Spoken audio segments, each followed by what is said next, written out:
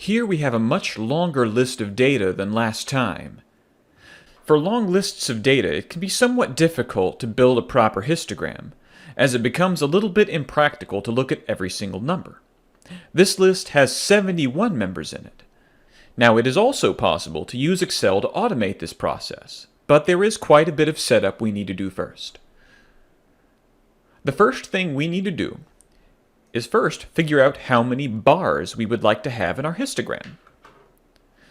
For this case, let's use a total of 10 bars, or classes, in our histogram.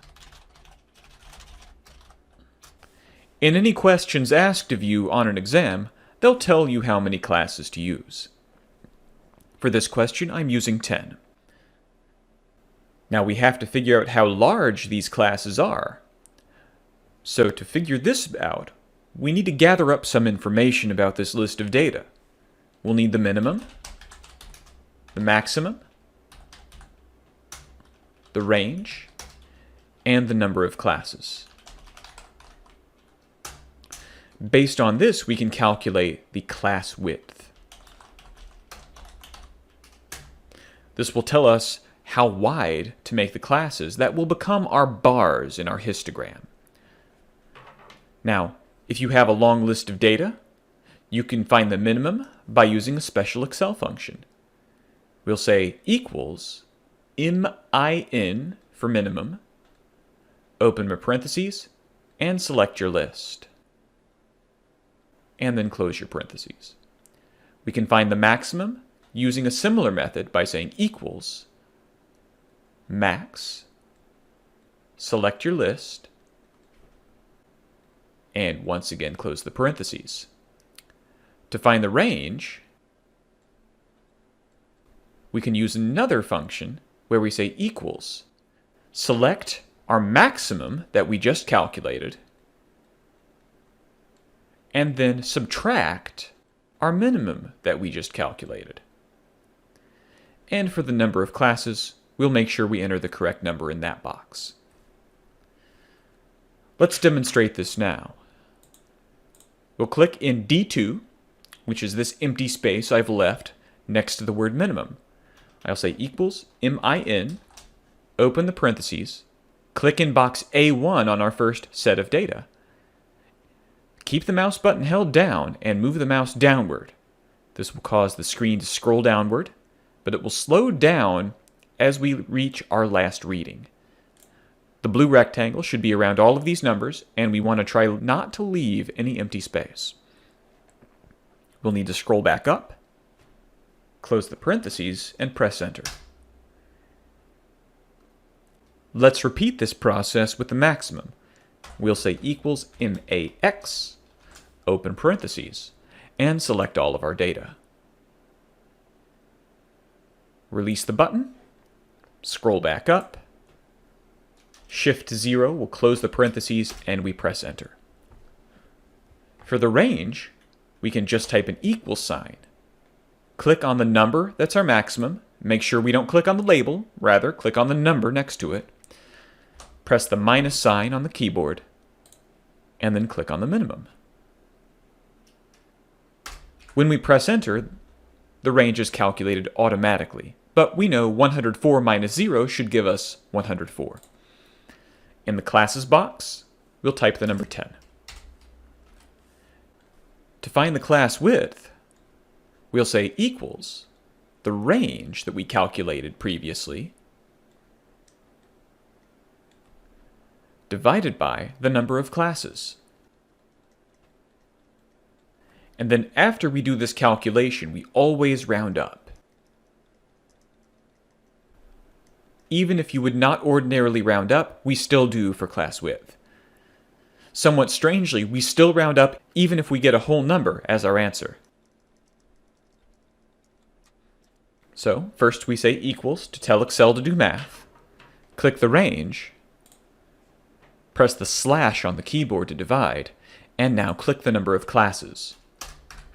This gives us 10.4, but we will round this up to 11. I'm going to paint the 11 gold by clicking on Home, going to the Paint bucket, and selecting the gold color. Just to remind myself, that 11 is my class width. Now that we know how large the bars should be, let's let Excel calculate where our limits for those bars should be. Now in cell C12, I'm going to type the word lower. And some people instead type the letters LCL. Either one is okay here. This will tell us where our bars will begin. Next to this, I'm going to say upper, or UCL, some people say. This will tell us where our bars will end. Now, our first lower is the minimum itself.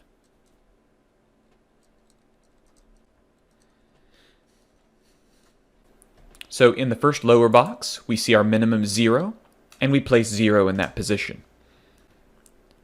The next lower is going to be the lower we just got plus the class width.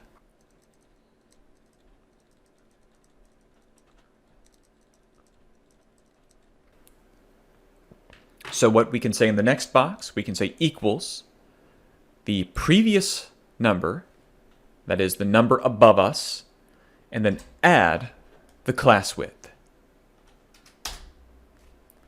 This gives us 11. Now we can repeat that process. We'll say equals the number above, and still add 11, giving us 22. We can continue this until we have a total of 10 classes, adding the number above plus the class width. So we might notice that the previous number changes as we work our way down the list, but our class width is a constant. That is, the class width is always 11, the number I've painted gold. So remember that in Excel, if we want to automate this process, we can place dollar signs on the class width with the F4 button.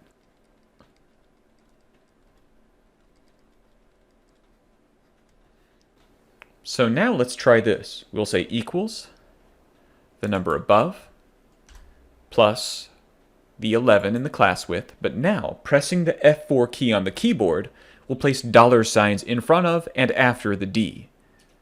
This is telling Excel that the class width will always be 11 for this problem. Now let's automate the rest of the list by getting the black cross, by moving our mouse over the knob and dragging it down until we have a total of 10 classes. We have 1, 2, 3, 4, 5, 6, 7, 8, 9. We need one more. So we'll scroll down to make room and drag it down one more time.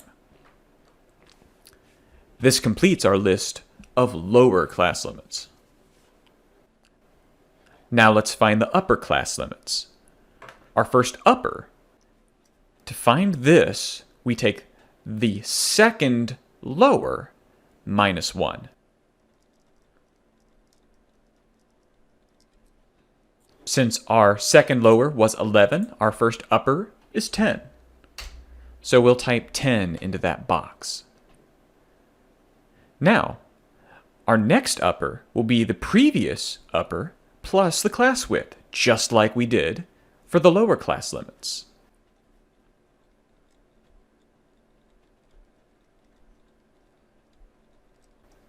Once again, the class width is a constant. So once again, we will use the dollar signs. We'll say equals to tell Excel to do math. Click the previous upper. Add the class width.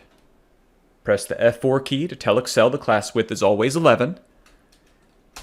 Press enter, and the next upper is calculated for you automatically. Now take the black cross, drag the green rectangle down, and release, and that will complete the list of upper class limits.